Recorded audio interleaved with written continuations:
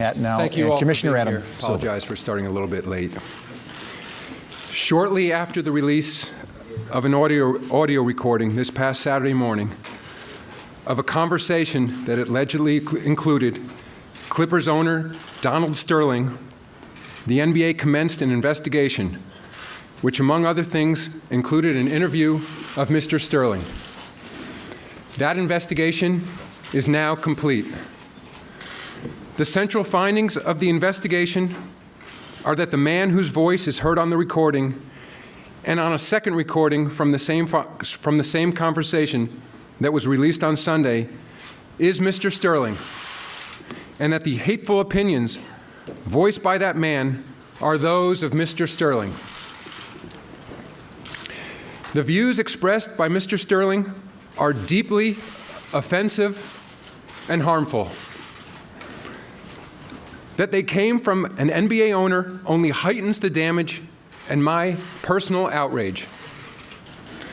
Sentiments of this kind are contrary to the principles of inclusion and respect that form the foundation of our diverse, multicultural, and multi-ethnic league. I am personally distraught that the views expressed by Mr. Sterling came from within an institution that has historically taken such a leadership role in matters of race relations and caused current and former players, coaches, fans, and partners of the NBA to question their very association with the league. To them, and pioneers of the game like Earl Lloyd, Chuck Cooper, Sweetwater Clifton, the great Bill Russell, and particularly Magic Johnson, I apologize.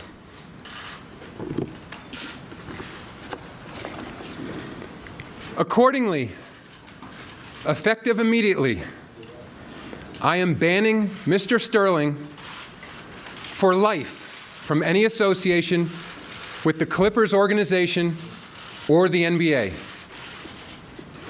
Mr. Sterling may not attend any NBA games or practices. He may not be present at any Clippers facility, and he may not participate in any business or player personnel decisions involving the team. He will also be barred from attending NBA Board of Governors meetings or participating in any other league activity. I am also fining Mr. Sterling $2.5 million, the maximum amount allowed under the NBA Constitution. These funds will be donated to organizations dedicated to anti-discrimination and tolerance efforts that will be jointly selected by the NBA and its Players Association. As for Mr. Sterling's ownership interest in the Clippers, I will urge the Board of Governors to exercise its authority to force a sale of the team, and will do everything in my power to ensure that that happens. This has been a painful moment for all members of the NBA family.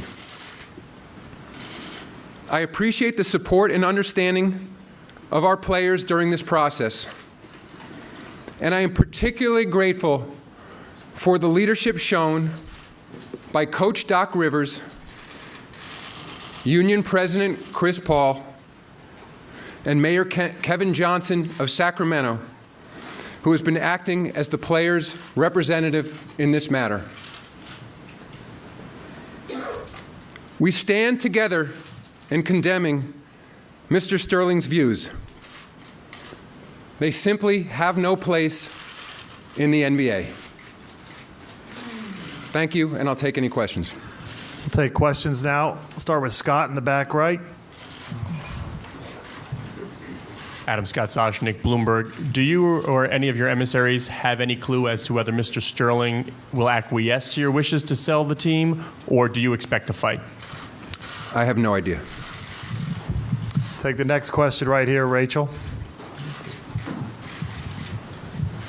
from polling the owners that you've spoken to, what support do you think you have to force Mr. Sterling to sell the team? I didn't poll the owners. I spoke to several owners, and I have their full support. On the right, Brian. Adam Bryan, Mahoney from the Associated Press. What kind of authority do they have to force a sale? The owners have the authority, subject to 3/4 vote of the ownerships groups of the partners, to remove him as an owner. Fifth row in the middle. Hi, I'm Lisa Guerrero with Inside Edition. The word you used specifically was outrage. You said that you were personally outraged. Yet many people believe that they are outraged that for years people have known that this man is a racist slumlord and the NBA hasn't done anything until today. Can you please answer why?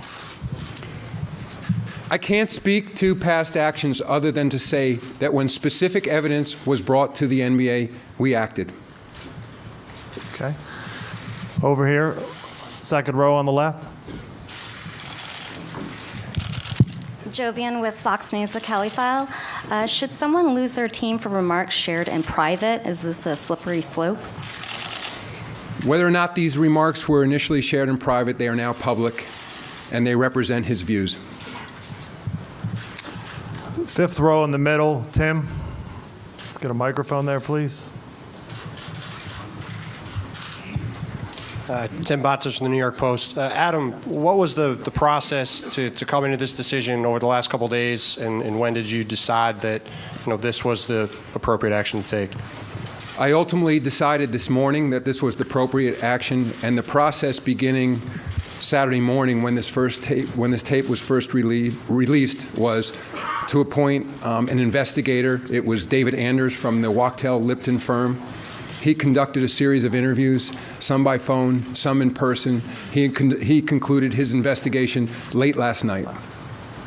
Seventh row on the left, Jeff. Let's give the microphone to Jeff, please. No, Jeff, right there. Seventh row on the left. Jeff Zilgate, USA Today. Adam, you said you would encourage owners to force the sale of the Clippers. When will that action take place? The process will begin immediately. We will most likely use a standing committee of the NBA. The equivalent of our executive committee is our advisory finance committee. I've had several discussions with Glenn Taylor, who is our chairman of the board and also the leader of the advisory finance committee, and we will begin that process immediately. Third row on the end, Howard. Howard Beck with Bleacher Report. Adam, in your conversations with Sterling, did he own up to this immediately? Was it only after you guys had come up with some sort of proof? And what, if anything, has he expressed approaching remorse, regret, anything? What's his sentiment at this point? Mr. Sterling acknowledged it was his voice on the tape, and he has not expressed to me directly any other views. Okay. We'll go right here, please. Andrew Rosario, Arise TV Commissioner, right here. What message do you have for the Clippers and their fans and their fan base in terms of moving forward from this point on? My message to the Clippers fans is this league is far bigger than any one owner, any one coach, any one player. This institution has been around for a long time, and it will stand for a long time. And I have complete confidence in Doc Rivers, in the basketball management of that club, and the players deserve their support. They've just been through an incredibly difficult incident in their lives. On your left, Harvey, over against the wall, Adam. Adam, Harvey Araton, New York Times. Was the punishment designed, in effect, to get the message across to Mr. Sterling that there's no point in him, there's no advantage, there's nothing to be gained from him continuing his ownership? And also, in determining what the punishment would be, including the suggestion to the Board of Governors, did you take into account Mr. Sterling's past behavior, or was it just based on this one particular incident? In meting out this punishment, we did not take into account his past behavior. When the board ultimately considers his overall fitness to be an owner in the NBA, they will take into account a lifetime of behavior. Fifth row in the middle, Ken. Ken Berger from CBSSports.com. Adam, could you just explain or lay out for us what specific power in the Constitution and bylaws you exercise with your ban, and what specific, was it a broad violation or a specific violation? And with respect to the forced sale, what specific section of the Constitution covers that, and is that a broad violation or a specific one? Ken, I'll let the lawyers lay out for you the specific provisions of our Constitution. Let's just leave it. We have the authority to act as I've recommended. 8th row in the back, please. Commissioner Stephanie Stepp from Harlem Community Radio. Is the NBA considering more African American ownership at this point? Sorry, where am I looking? 8th row in the back in the middle. I'm sorry. Sorry, could you repeat the question? Sure. Stephanie Stepp from Harlem Community Radio. Is the NBA considering more African American ownership at this point? We're always open to ownership from people of all races, nationalities, ethnicities. As you know, we have an African American primary owner in the league right now. Shaquille O'Neal just became a small owner of the Sacramento Kings. David Robinson is an owner of the San Antonio Spurs. Vivek Ranadive, a person of color, born in Mumbai, India, just became the primary owner of the Sacramento Kings. So I believe we have a very diverse league, but I'd always like to see it become even more diverse. What about Magic Johnson? Is that an option at this point? Magic Johnson knows he's always welcome as an owner in this league. He's been a part owner in the past of the Los Angeles Lakers, and he's always welcome and a close friend of the NBA family. Thank you. On your left, Adam, over. Maggie Gray from SI.com. Did you talk to any of the players before you came to this decision? And what about Clippers players? If they do not want to play for a team owned by Donald Sterling anymore, do they have any recourse? I talked to several players before rendering my decision. Coincidentally, I'd had a trip planned for this weekend. I was in Memphis for a game, I was in Oakland, and then I was in Portland Sunday night for games. I had a chance to talk directly to Chris Paul. I spoke to other members of the team. I spoke extensively to Doc Rivers. And as I said, Kevin Johnson has been representing the players' interests, and he and I have been talking multiple times a day. So I believe the players will be satisfied with the decision and the renderings that we've made today. If a player in the future doesn't want to play for the Los Angeles Clippers and he's under contract, we'll deal with that when it happens, but that's not my sense of where we are right now. Back on the left, by the cameras. Hi. Kelty Knight from The Insider. Will this situation cause you moving forward to put new rules in place for owners from the NBA? I'm not sure. I mean, we're always willing to take a fresh look at our rules, our Constitution and bylaws, but I believe we have appropriate rules in place right now to cover a situation like this. Second row on the left, Ian. Adam, Ian O'Connor, ESPN New York. Just to be clear, you said when specific evidence was brought to the league, you did act. So in past cases, has Donald Sterling ever been fined or suspended for racial or offensive remarks? And if not, why not? He's never been suspended or fined by the league because while there have been well-documented rumors and cases filed, he was sued and the plaintiff lost the lawsuit. That was Elgin Baylor. There was a case brought by the Department of Justice in which ultimately Donald Sterling settled and there was no finding of guilt. And those are the only cases that have been brought to our attention. And when those two litigations were brought, they were followed closely by the league office. Just to follow to that, one of the greatest players of all time, Elgin Baylor, accused Donald Sterling of running a plantation-style franchise.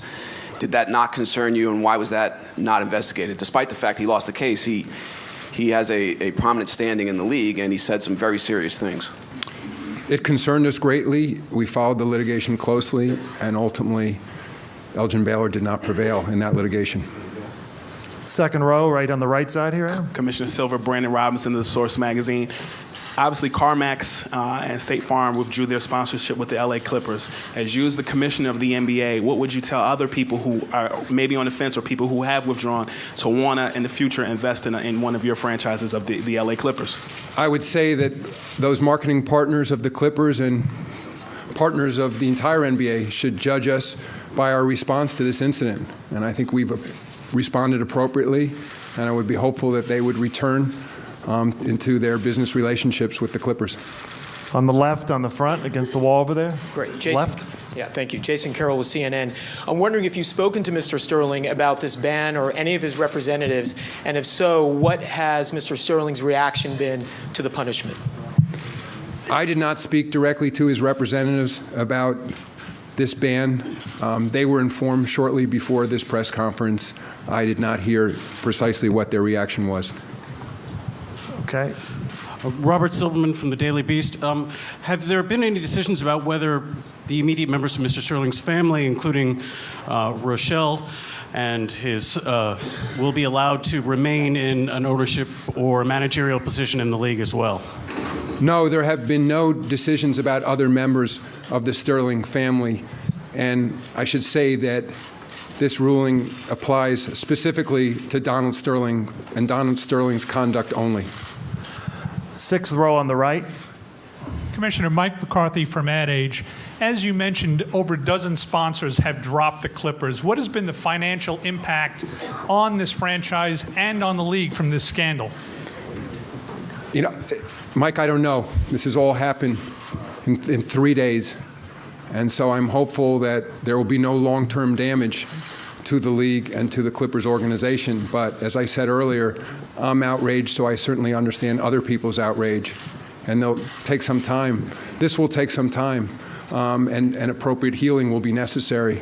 I can understand precisely why, whether they be people, who've affiliated with the NBA or the Clippers for a long time, or those corporate partners. I can understand how upset they are, and I'll do my best to bring them back into the NBA family. Sean.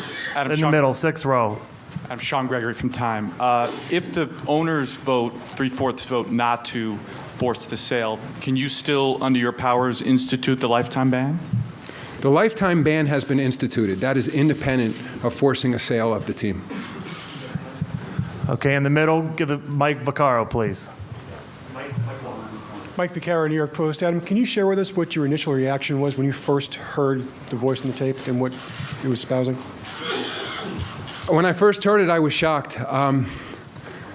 I was hoping somehow that it was fraudulent or that it had been doctored, that possibly it wasn't indeed Donald Sterling.